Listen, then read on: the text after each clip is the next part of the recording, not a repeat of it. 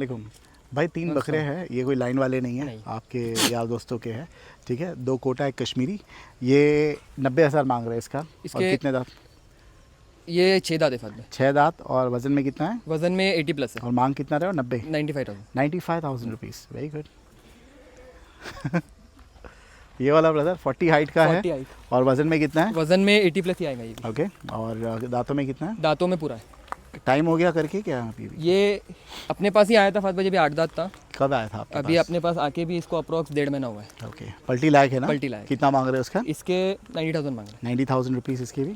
90,000 fix rate है क्या हैं। इनकी? नहीं, थोड़ा नेगोशिएट हो जाएगा। ये वाली नहीं, सब बकरों की उतनी मांग रहे हैं। ये वाला फात भाई ये 4 दांत है।